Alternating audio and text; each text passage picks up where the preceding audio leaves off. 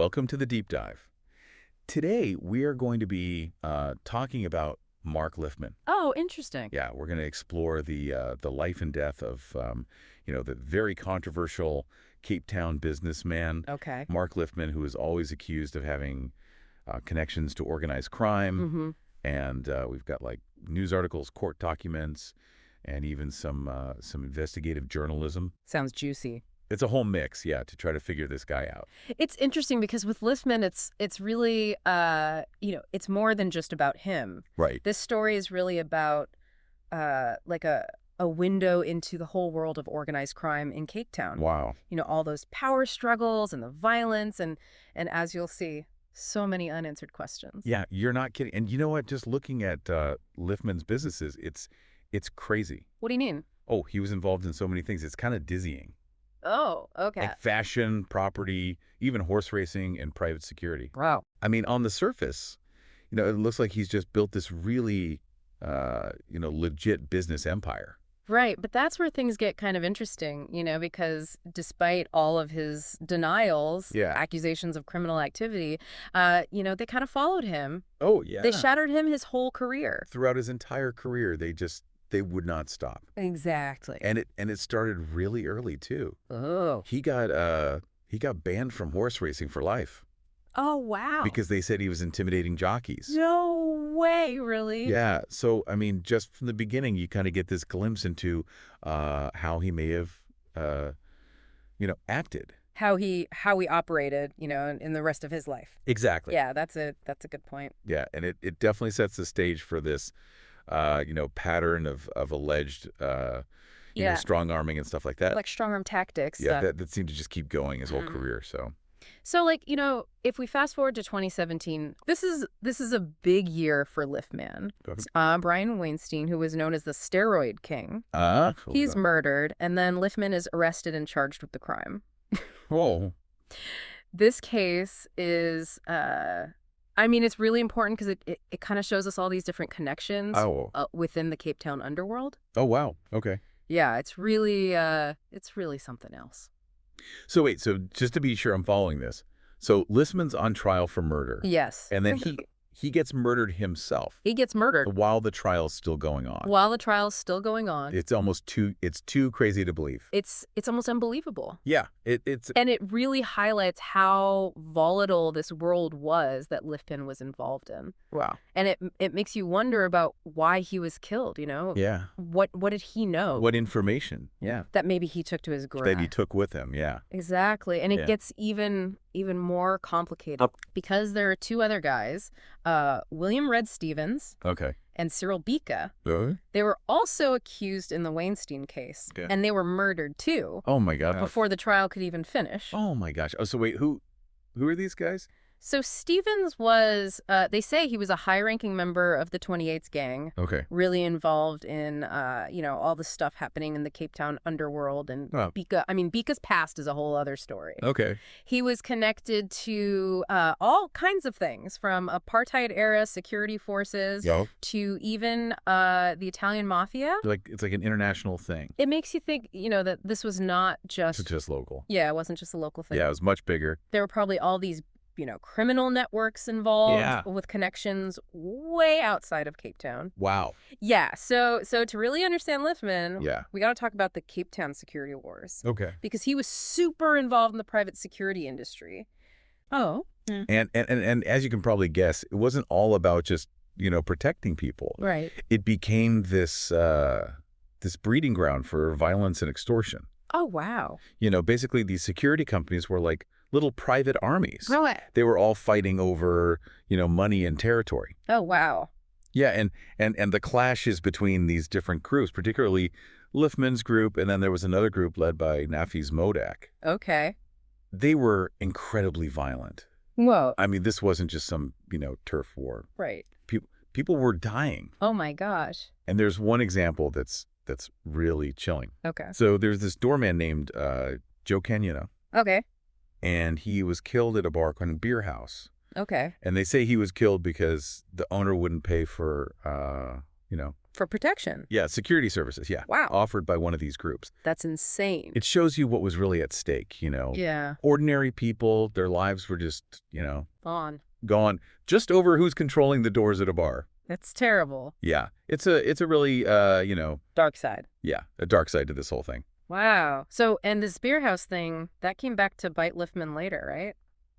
Yes, he actually sued the owner for defamation. He did. He did, yeah, because the owner publicly said that Lifman was, trying to extort him. Oh, okay. So Lifman wanted $1 million rand. Wow. He said his reputation was damaged. Yeah.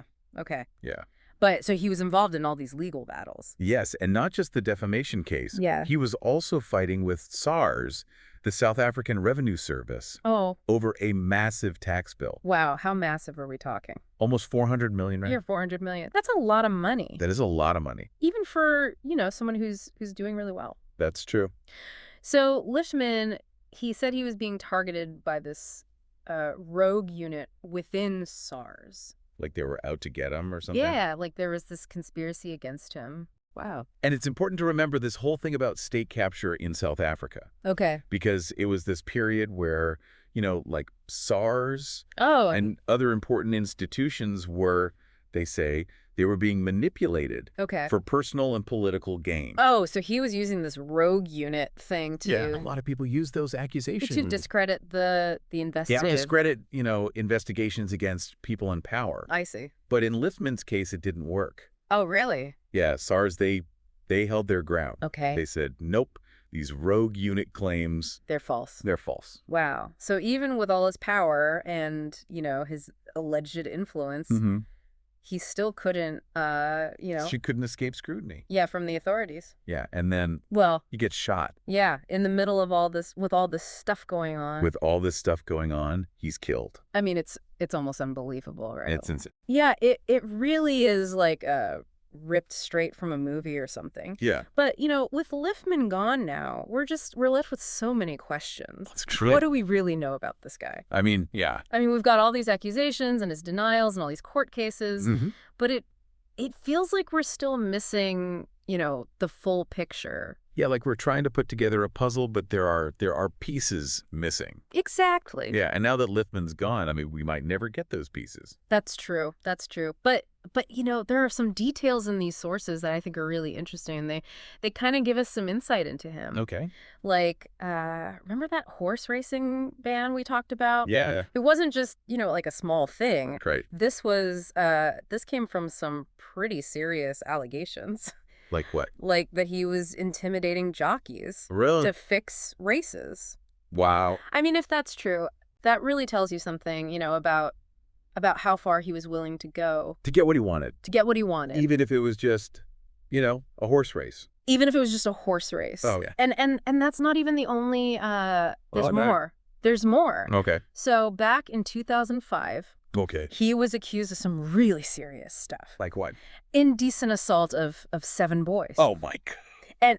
And they said he tried to murder the guy who allegedly procured them. Oh, my gosh. That's terrible. It is. It's a really... it paints a dark picture. Yeah, a very dark picture of him. But he was acquitted, right? Yeah, in 2009, the Right. court said the evidence was, contradictory and just not good enough. And wasn't there something about a witness recanting their testimony? Yeah, a key witness for the state actually changed their story. So it's another layer. It's another layer, yeah. Of this. Of complexity. I mean, it really makes you think.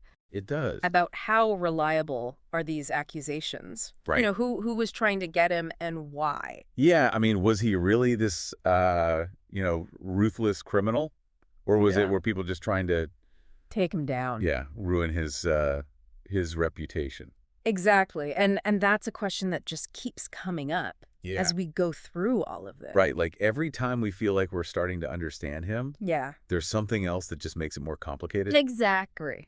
So, I mean, I guess what I'm wondering is like, why should we care about this? Oh, that's a great question. Yeah, I mean, this is all happening in South Africa. Right. It feels so far away, I know what you mean, but I think what makes Lifman's story so interesting is that it touches on all these things that we can all relate to. Like what?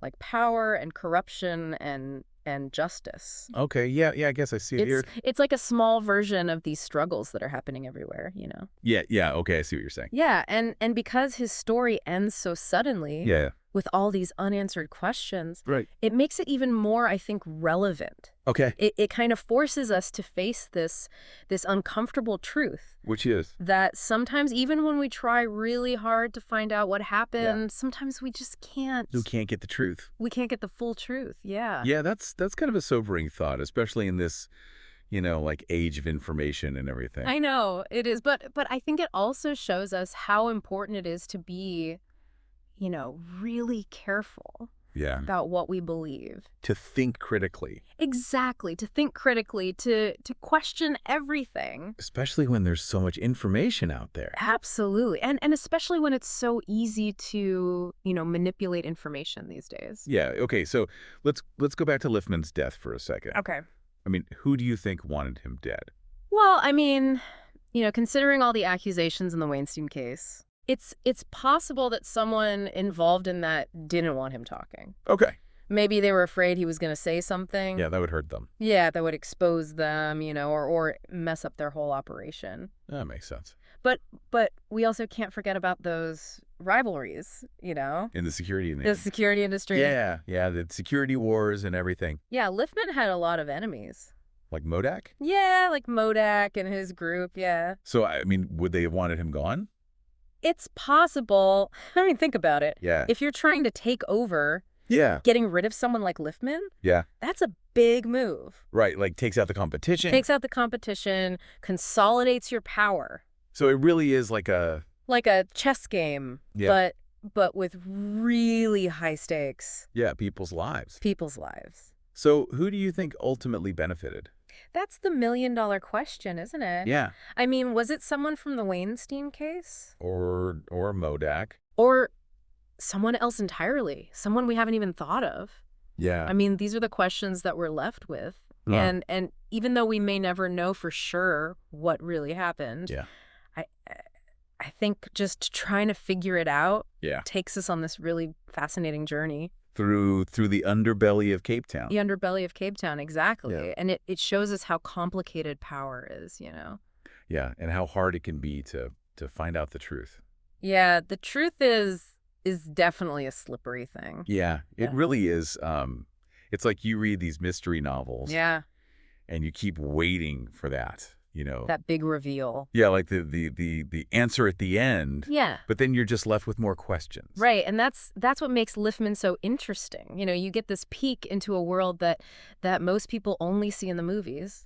Yeah. This world of organized crime with all the, secrets and the power plays. Yeah, the high stakes. And it makes you think about the choices people make when they're in that world, Like the moral lines. Yeah, the moral lines get blurred. Right. What's right and wrong, it's not so clear. And there were real people who get hurt. Exactly. It's not just a game. Yeah, no, absolutely. And with Lifman, his story ends so suddenly. Yeah, it's cut off. It's like his whole life is about these unanswered questions. Yeah, like the questions are his legacy. Yeah, that's a good way to put it. Yeah, I mean, he was this guy who was, larger than life. Yeah, he was known for all this money and the parties and, the connections. Yeah, but at the end, it's a story about violence and mystery and how quickly power can disappear. It's almost like a Greek tragedy or something.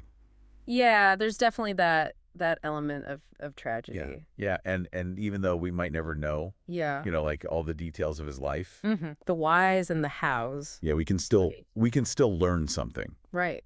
Oh, from the world he was a part of. From the bigger picture. So, like, what are the I guess the key takeaways here? Well, I think the biggest thing is that organized crime. Yeah. It's not just something that happens, somewhere else. Like in the movies or something. Yeah, it's happening in our communities. That's right. It might be hidden, but it's real. And it affects real people. And it affects real people, yeah. Like, the victims and their families. Exactly. The families, the businesses, the communities. Right. And the other thing is how power and corruption are all tied up with the justice system. Yeah. And I guess that's why Lifman got away with so much for so long. Possibly. I mean, it makes you wonder, right? Yeah, it does. It makes you wonder About how strong these criminal networks really are. Yeah, and how hard it is to hold people accountable. Yeah, even when they're powerful. Especially when they're powerful. So as we're wrapping up here, what's the final thought you want to leave our listeners with? Well, I think Lifman's story is a warning, you know. Oh, it shows us that power and money, they don't last forever. right. And even the people at the top, Yeah. they're not invincible. And that justice. Justice is a fight. Yeah. Yeah, it's not always easy. It's not always easy. It's complicated. Right, well said. So be careful out there and don't believe everything you see. Don't believe everything you hear. Exactly. Question everything. Question everything. Well, there you have it. Yeah. Mark Lifman.